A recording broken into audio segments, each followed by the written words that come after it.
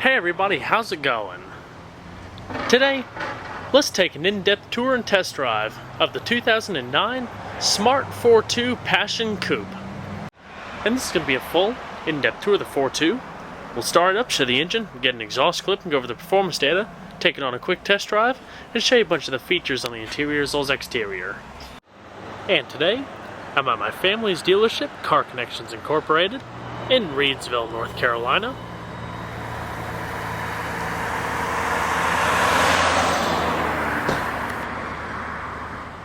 And so, without further ado, let's go ahead and start it up, let it run.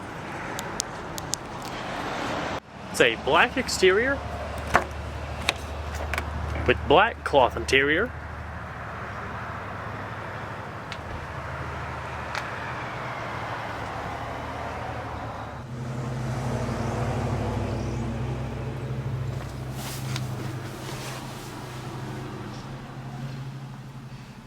Ignition cylinder is down in the center console.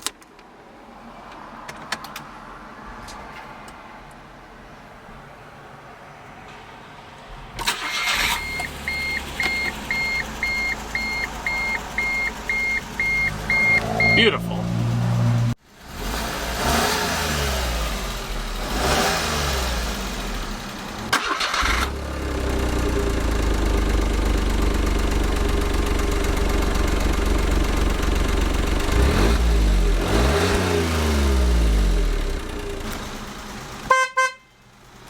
It's got a very smooth power-assisted leather-wrapped steering wheel,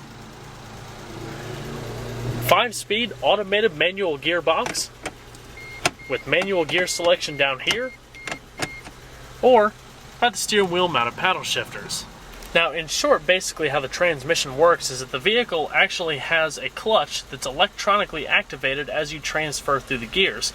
So it gives it a little bit more of a hesitant shift characteristic than a normal vehicle in this class. It's quite quirky and pretty neat in my opinion. Like I said, we'll go over that a little bit more in the test drive portion and how it works. And let's go ahead and cut on the headlights, hazards, automatic windows, and let's go and check out the exterior, shall we? It comes standard with projector halogen headlamps, very slanted forward-facing design, and when it was introduced in 2008, it definitely departed from the traditional subcompact market designs.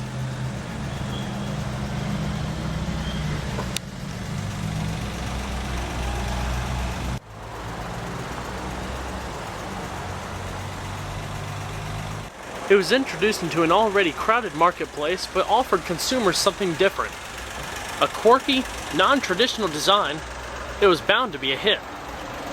This particular one comes with the upgraded 15-inch aluminum alloy wheels, anti-lock brakes, stability control and traction control, with disc brakes in the front and drums in the rear. The Smart Fortwo is actually built by Mercedes Benz, so naturally you'd expect it to be a pretty safe vehicle, and it actually is. It was awarded 4 out of 5 stars for frontal crash protection of the driver and 3 stars for passenger protection. In side impacts, the Smart was awarded a perfect 5 out of 5 stars. And with frontal and side crash testing done by the Insurance Institute for Highway Safety, it achieves their overall highest rating of good for both segments. Most of the exterior body is composite body paneling such as the doors, the front, the back. This portion right here, running across the top and the bottom, is metal. And underneath all this body paneling and everything is a high-strength center core structure that basically is designed to keep its form and structural integrity upon collisions, basically protecting its occupants in sort of a high-strength bubble, so to speak. Your plexiglass sunroof, integrated third brake light with rear window wiper, integrated side fender vents for the rear-mounted engine,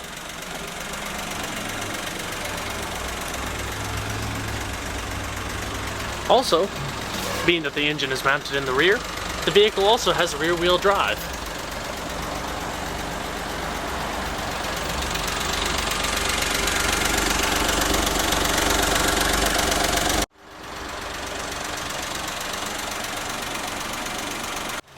And before we check out the interior, we'll check out the rear and the engine simultaneously, since it's rear mounted, of course.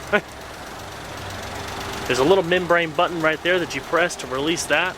And then there's two clips here and here that you really release at the same time, but I don't have two hands free.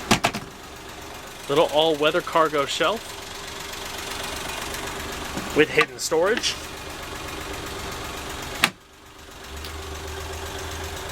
You do have a pretty decent amount of rear space.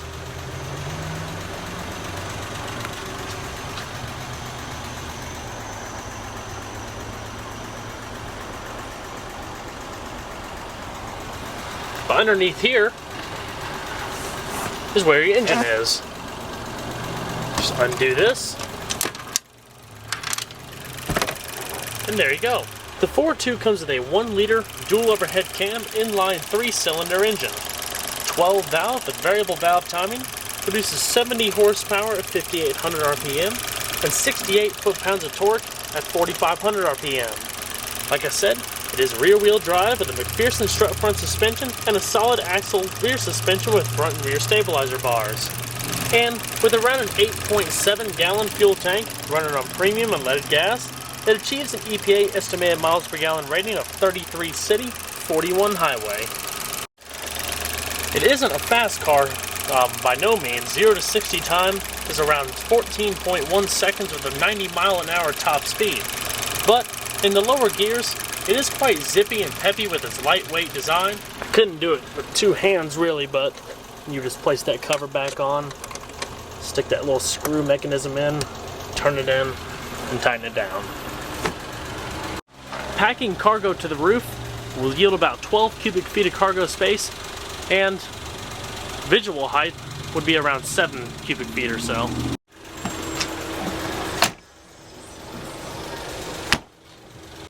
You also have a little cover that opens up in the front.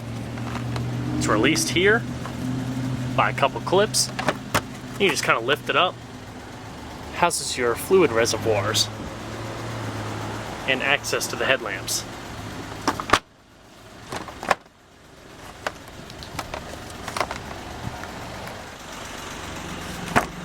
As far as the inside, there's a huge amount of interior room that you really wouldn't expect from a car of this size.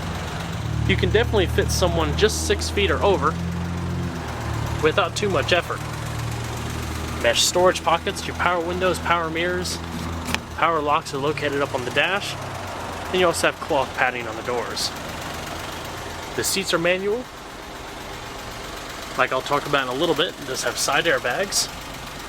Floor mounted brake pedal. It's kind of a love it or hate it thing. It takes a little bit to get used to. And it does not have a tilt steering wheel. And let's go ahead and see how she sounds.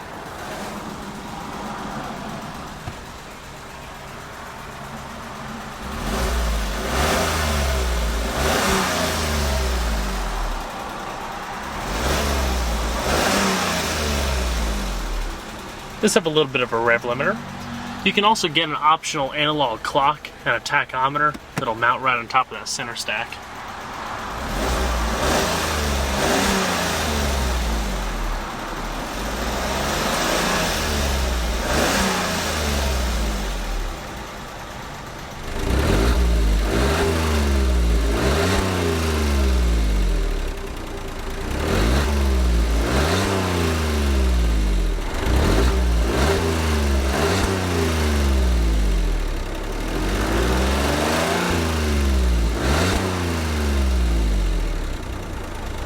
We're going to shut her up.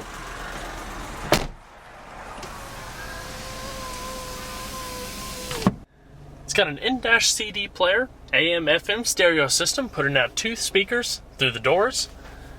And with just only 2 speakers, you'd be surprised at how good the audio sound really is in the vehicle.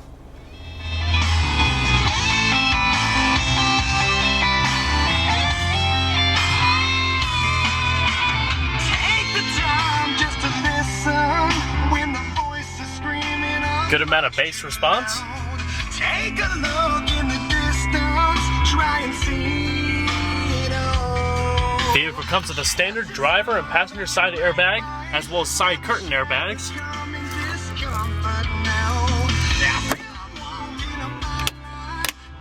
interior illumination, manually dimming rear view mirror.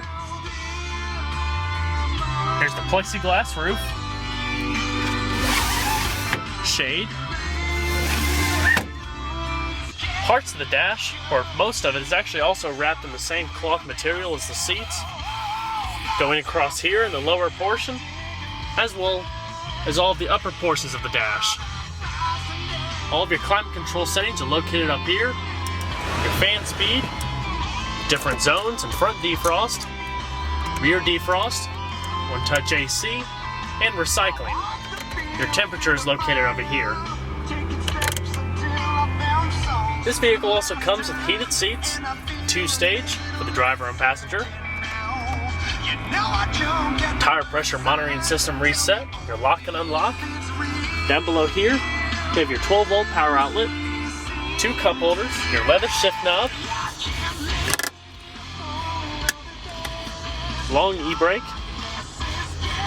and your seat recline is located here for both sides.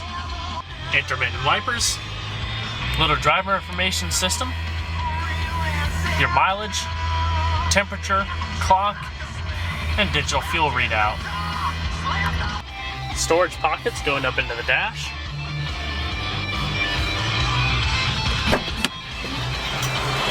It's very nifty. We're going to shut her down.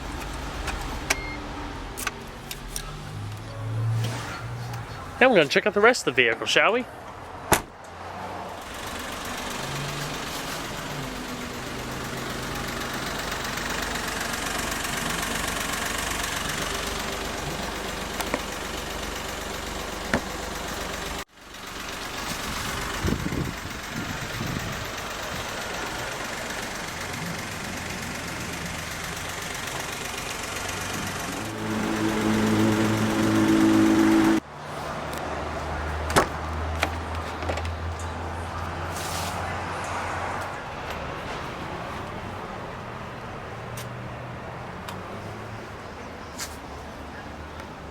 Manual passenger seat as well.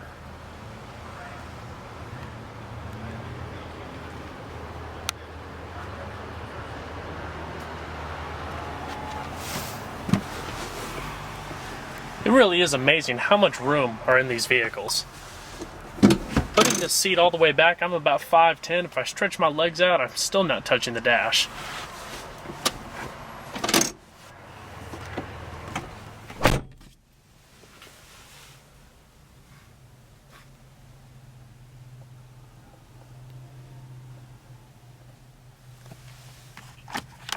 Modest glove box.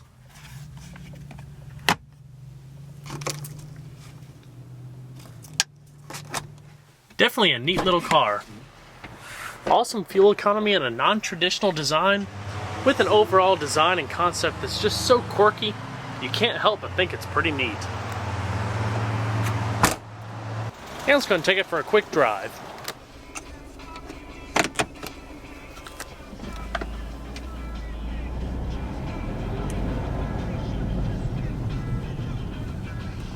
Now when I start accelerating, you'll see the shift pause that I mentioned earlier in the video.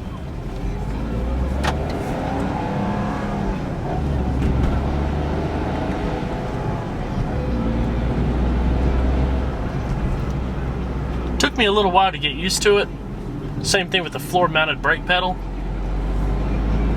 But after driving it a while and looking it up on the internet, doing my research, things like that, it's kind of love it or hate it thing. A lot of people don't like it, but a lot of people think it's pretty neat. I'm one of the people that think it's pretty neat, of course. Basically, it gives you the feeling of driving a manual vehicle without actually having to fiddle with the clutch. And that little 3-cylinder engine has such a throaty note to it. But when you're driving it just very complacent, normal city, day-to-day driving, and you're not really horsing it around or anything, you don't really notice those shift pauses that much. It's only when you really start to bury the pedal. But really though, when it kicks into gear, it kicks in and goes.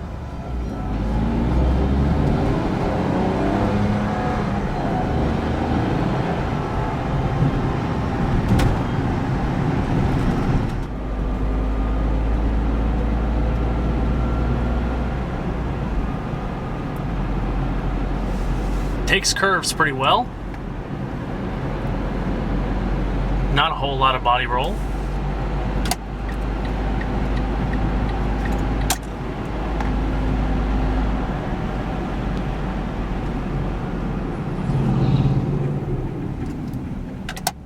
And pretty good stopping power.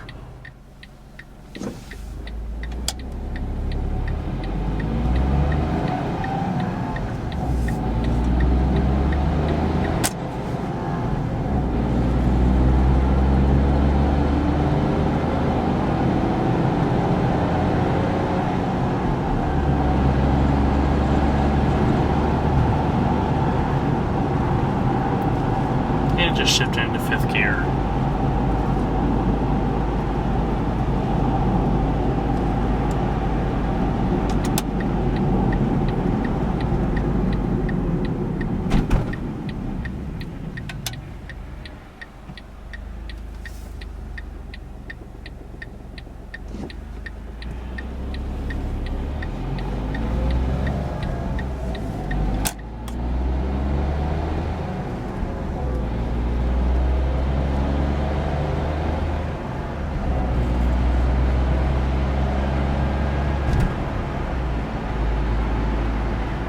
Like I said before, the interior is extremely spacious for such a small car, and being with such a short wheelbase, you'd expect it to ride like a little golf cart or something like that, but it's actually pretty good. Highway ride can be just a little bit choppy, but driving around in the city, it's pretty comparable to any other subcompact vehicles on the market. Now, a lot of people argue, basically, does this compete with other vehicles? Are other vehicles better? Are there better choices than the Smart? Yeah, there's several, but it really boils down to, what do you want in a vehicle? Do you want something that you think you can get more bang for your buck, or do you want something just to be different? The Smart, I think, in my opinion, is designed for people who want to be different and don't really care about any of that other stuff. I mean, you still get really good fuel economy. You get a lot of attention, whether you like that or not, really. But it's just a really neat, unique package. You don't see a whole lot of them everywhere. I mean, larger cities probably see a little bit more than where I live right now. But I'm the type of person that just likes to be different. And the Smart allows you to do that with saving gas and really not compromising on the practicality as far as just normal day-to-day chores go. Now we'll go ahead and take it on the highway real quick.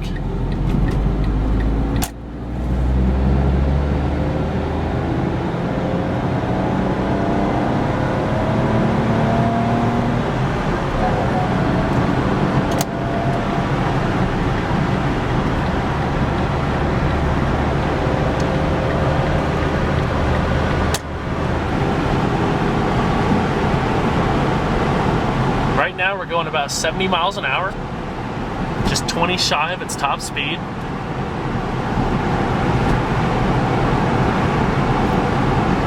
Wind noise is average. But the ride quality, especially if the road is good, just like any car really, it's not really that different. I mean, would I say that the ride is really choppy? No, but it's all a matter of opinion.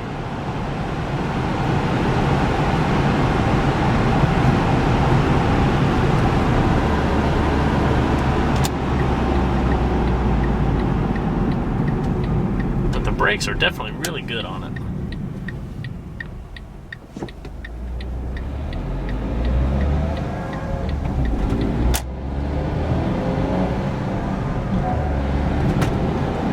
The manual shiftability also on the steering wheel, I mean, you can use it for increased sport or use it down on the shifter knob, but it really doesn't make that much of a difference in it drives. It might minimize the shift times just a little bit, but not a huge bunch.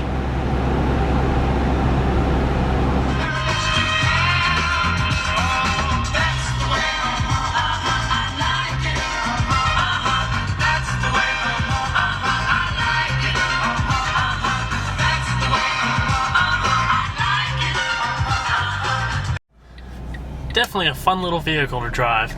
Even if you're not interested in purchasing the Smart, I suggest go at least test drive one, because it's definitely unique and unlike anything else out there.